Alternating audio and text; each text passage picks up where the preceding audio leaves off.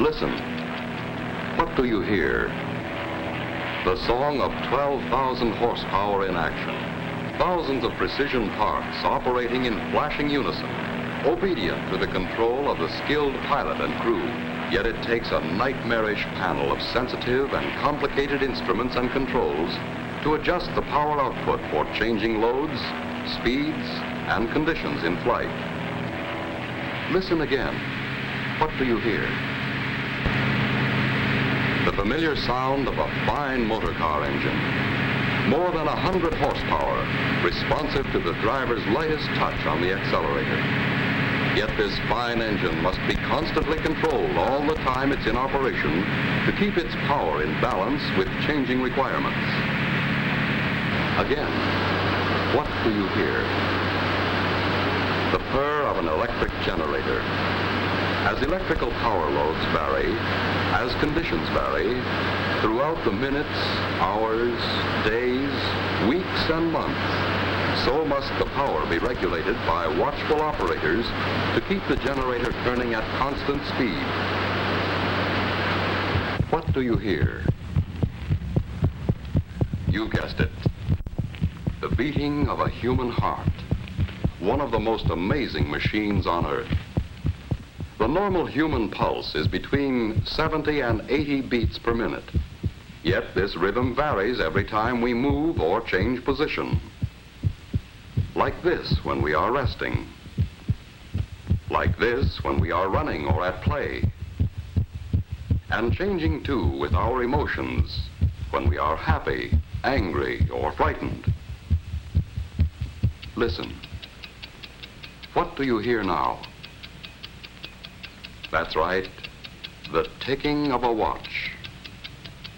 An accurate watch ticks 5 times each second. Like the engines of airplane and motor car, like the generator, like the human heart, your watch is a power plant that must operate unfailingly under an infinite variety of conditions. Yet, unlike our heartbeat, the beat of this tiny power plant must never vary. Unlike the giant generator, it has no tons of concrete on which to rest solid, level, and safe from vibrations which might affect its accuracy. There are no watchful attendants, no careful drivers, no skilled pilots, no banks of instruments and controls to regulate its speed and guard its accuracy. What controls the ticking of a watch? Inside, we find a beautifully poised and balanced mechanism of springs and gears, pinions and bearings. And this entire mechanism must be confined to a very small space. Still, it must run at a constant speed. Never more, never less, with an accuracy that approaches perfection. To understand what goes on inside a watch, let's make a simple device that will keep time. We'll use a garden hose. First, we'll place a little water wheel and dial in the center. When water passes through, it will turn the wheel and make the hand on the dial move. Now we'll attach the hose to a faucet. The faucet is our source of power. The hose conducts the water, our power in this case, past the dial to the nozzle. The nozzle controls the flow of power. By turning the nozzle, we can allow just a little water to flow through the hose, and the hand on the dial will turn slowly.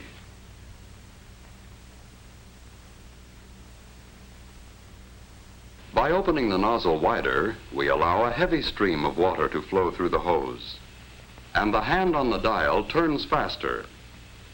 If our source of power, the water pressure, remained constant, and if we could adjust the nozzle carefully enough, we would have a timepiece that would keep accurate time. Here, in a greatly simplified form, we have the 4 elements needed in every timepiece. A source of energy or power, a means of transmitting power, a dial to record the flow of power, and a way to control the power. Now let's see what these four elements are like in our watch. First, we'll take our watch apart, like this.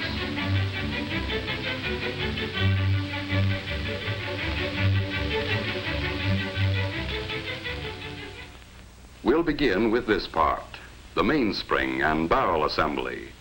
And so we can see everything that goes on inside, let's use giant parts to make a watch model.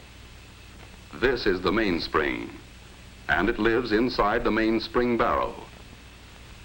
The mainspring is the power plant of the watch, the source of power, like the faucet in our water clock.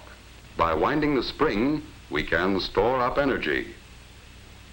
Here is a winding stem with gears and a click to keep the spring from unwinding.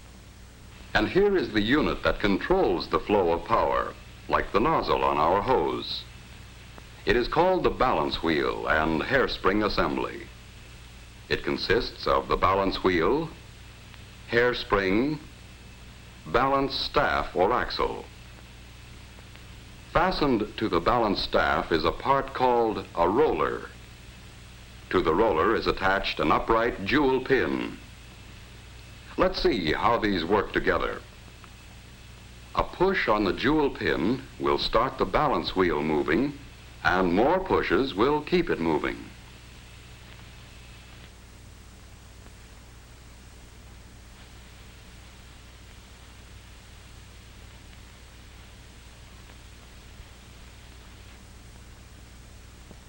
To do this job of pushing, we need this odd anchor-shaped lever called a pallet. It can be mounted so that when we move the pallet back and forth, we can apply a series of impulses to the jewel pin to keep the balance wheel in motion. Now to the pallet crossarm, we add a pallet jewel shaped like this. Here is a wheel called an escape wheel, with teeth on it so shaped that they will push the pallet jewel and jog the balance wheel into motion.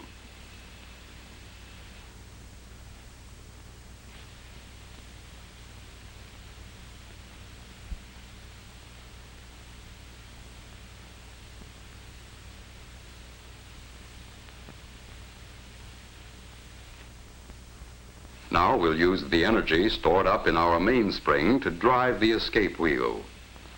As the mainspring uncoils, it causes the barrel to rotate with it. That didn't last long, did it? Let's try it again. Once things get started, there's nothing to stop them. What we need now is a way of holding the power in check, releasing it a little at a time just when it's needed.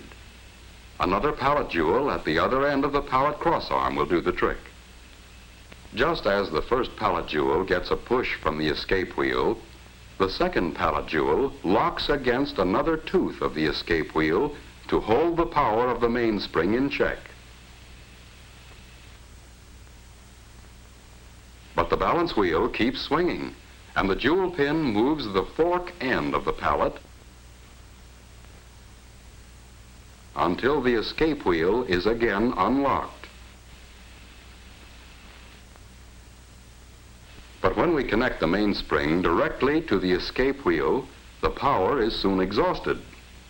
In an actual watch, it would last only a few seconds. What we need is a way to stretch the power so it will last for more than a day. In our water clock, we used a hose to transmit power from the faucet to the nozzle. We also need a way to transmit power here. So let's add a system of gears and wheels. We'll stretch them out in a line instead of in their usual closely confined location in a watch. Look at the gears a moment and see what they do.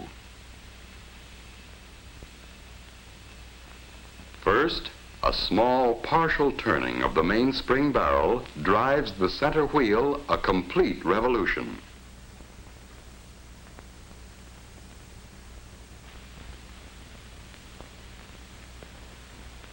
A partial revolution of the center wheel drives the third wheel a complete revolution.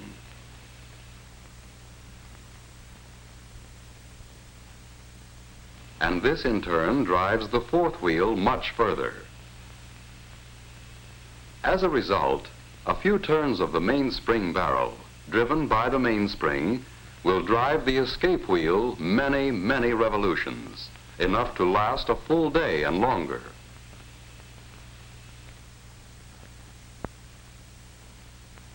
What we have now is a complete model watch train. Through the gears, the mainspring drives the escape wheel. The escape wheel teeth push first on one pallet jewel and then the other. The pallet fork nudges the jewel pin on the balance wheel to keep it moving. The swinging balance wheel on its return trip moves the pallet fork. This unlocks the escape wheel to release a little more energy from the mainspring.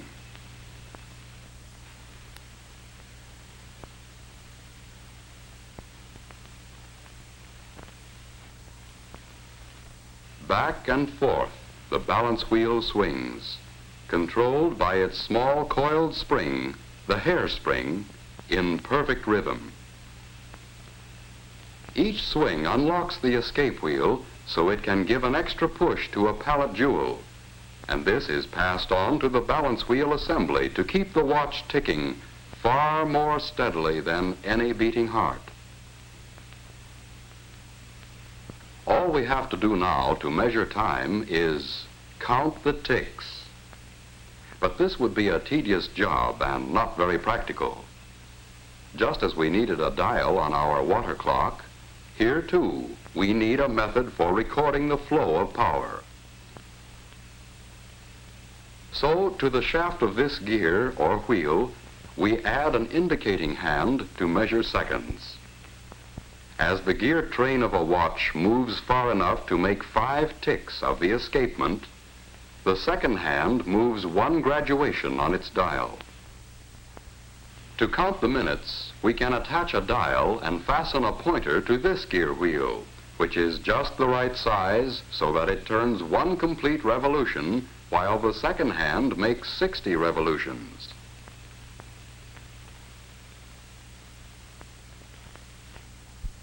And to count the hours, we can have another pointer geared just so, to move 1 complete revolution every 12 hours. The second hand makes a complete revolution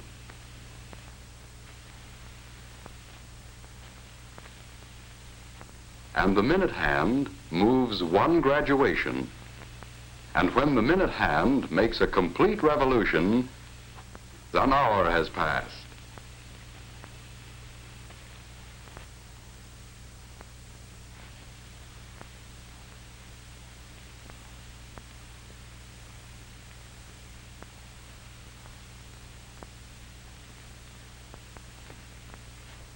Now we can tell what time it is. But a gear train all strung out like this is a long way from an actual watch. Let's let our model do a bit of rearranging all by itself.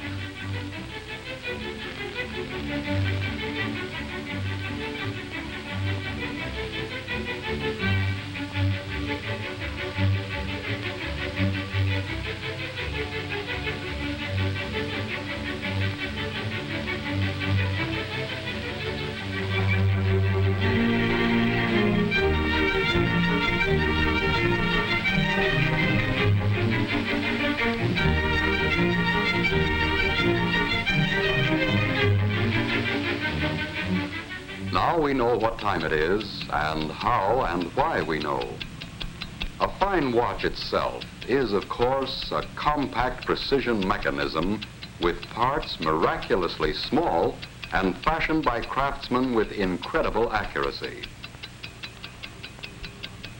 But the basic principles are those we have just seen, frequently applied on a scale almost microscopic to produce the world's most accurate portable measuring instrument. In a truly fine watch, there are many things which make possible the accurate control and release of power. Jewels, for example. Many people correctly believe jewels increase the value of a watch. They increase the value all right, but not by being ornamental. Jewels are in a watch strictly for business. They add to the value only when correctly placed and used. They are the bearings which lessen friction, increase the regularity of the running, and greatly extend a watch's life of dependable service. Harder than the finest steel, these tiny surfaces are finished so smoothly they reflect images like a camera lens. And working with oil, it takes a drop no larger than a pinhead for the entire watch. There is almost no friction. If any single part of a watch can be called more important, it's the hairspring. It absorbs and gives out an equal amount of force with each beat or swing at regular intervals. In a fine watch, the hairspring has uniform thickness throughout its whole length, is polished to a mirror-like finish, and made of metal relatively unaffected by magnetism or changes in temperature. It can be apparently distorted, but it always returns to perfect shape. Hairsprings are overcoiled, like we see here, to allow the spring to breathe evenly. Were this not done, the spring would coil and uncoil unevenly, fluff out on one side, and interfere with the accuracy of the watch. Because a watch is required to run in any position, to be accurate, the balance wheel must be perfectly balanced in any position. This is done by poising. The wheel is poised when there is no effect of the pull of gravity reflected in its action on the knife-like edges of the instrument which checks it. With perfect poising, and with the hairspring centered on the balance wheel, it runs accurately in any position all the time. And it's the same with all the parts. The tiny screws, scarcely larger than a speck of dust. The exceedingly small shafts. The precisely made gears and pinions. The sturdy nickel-silver plates and bridges. Every part is made with utmost precision. Precision which approaches perfection.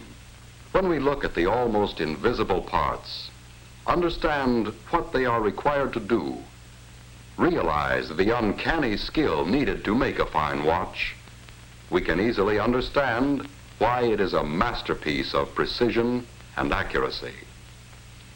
Here is a truly wonderful mechanism. With it, you can accurately measure the passing of time and record that passing for your use and convenience. But this mighty little servant is a creation of beauty, too. A precious possession to be worn with pride and confidence every day, every week, every month, year after year. Listen. What do you hear? It's the ticking of a fine watch. Wherever you go, whatever you do, America's fine watch ticks steadily, accurately on. 5 ticks every second.